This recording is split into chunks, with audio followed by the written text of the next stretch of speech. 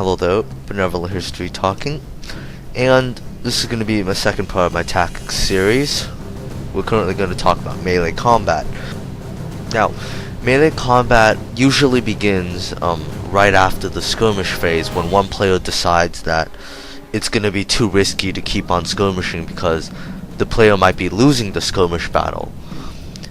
You could also have the skirmish phase actually be skipped and the battle can move on to the melee engagement right away, because one player may decide it's too risky to even bother skirmishing. They'd rather just send in the melee troops right away. Whatever the decision to rush is, both ways of rushing are trying to achieve the same goal. The rushing player usually has an ultra disadvantage, and in order to counteract that, they're going to rush so that they give more opportunities to aim for the archers or aim at infantry or aim at cavalry. Now, still keep in mind that the rushing player still has his archers intact at the beginning of the battle. That is why they want to rush, so that they could protect their archers when it becomes necessary in the late game. Now, there are a few ways to begin a rush. Over here in the screen, you could see me doing a flank rush that I like to call.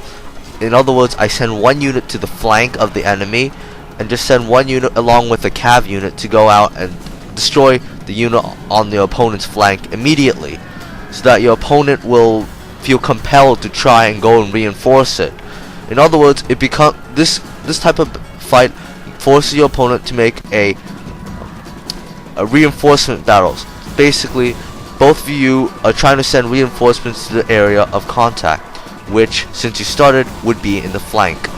Be wary that the flank rush forces you to have very good micro, so that basically, in this type of battle, the person with the best micro wins. The person with the best micro can send light cav to areas of weakness, such as enemy archers. Since you're the Russian player, that's your main priority at this point. Be careful though, because if your opponent has better microing skills than you, he can basically send light cav out onto your unprotected archers, because since you're both reinforcing at once, there's obviously going to be weak points where both of you can exploit. The Thracian player here is attacking my archers while I'm focusing on the battle up ahead. So he's taking advantage of my micro disadvantage. In other words, rushing is a risky business. It's like playing Russian roulette. You have a chance to be victorious, yes. You have a chance to live. You have a chance to own the enemy archers. At the same time, you give your enemies a chance to destroy your own archers. Remember to actively seek out and exploit any weak regions your opponent gives to you, or you'll turn out like I did. Over here, I did not actively go and seek out the enemy archers. However, the enemy was able to take down my archers. So I basically lost in the archer superiority at the end of the battle. Now, if your opponent is rushing you, remember to put any of your infantry or cavalry units back into tight formation, so that they'll be effective later on in combat if they get into melee range. Normally, opponents will frontal rush you. In other words, they will rush you up in the front to intimidate you and get you to fight back on that spot. However, if you see that you have the archer superiority, or you have horse archers are still available, or you don't want to engage, just retreat. Run away all of your archers, run away all of your infantry at once.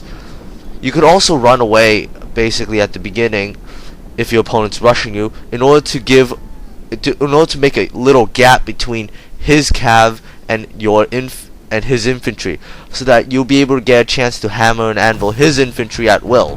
For example, you could see here that I retreated my bronze shields. At the same time, I rushed my side chariot up, and while my bronze shield engaged his silver shield pikemen, I rushed in my side chariot to hammer and anvil.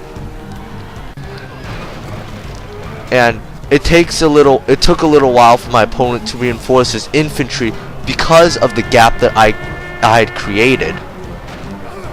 So the melee combat phase gives you a wide variety of formations or tactics to use. It's probably the most diverse you could use out of all three of the phases. So if you want to be a tactical general like Alexander or Hannibal, go on ahead, try and be them. But whether or not the tactics will work in a video game like this is another different story. Since the melee engagement phase offers you a lot of diversity, you should attack anything you want, attack anything that you think you have to attack, that you think you must destroy. So if you're at an archer disadvantage, aim for the archers. If you're at a cav disadvantage, try and reconcile with winning the infantry engagement. As an example here, since I won the infantry engagement, my opponent here sees that his priority has to be my archers. If he could destroy my archers, he could use his own archers that he still has intact in order to rain down death upon my infantry and my side chariots.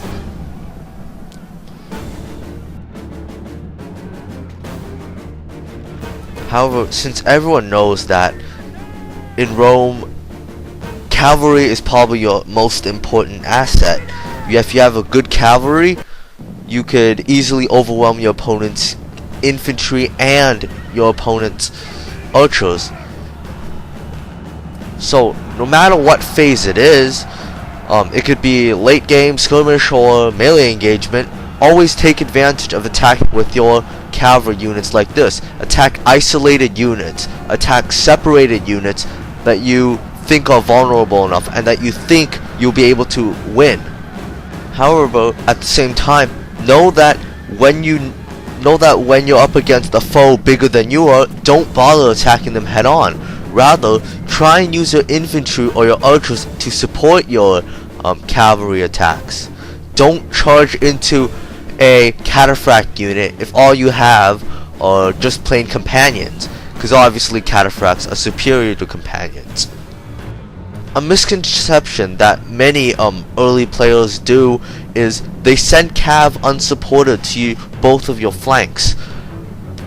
However, to counter this, you could just merely mass all of your cav out and send them out into one of the flanks that your opponent is threatening, and thus, hopefully, you could overwhelm that flank before the other cav on your other flank can actually do anything.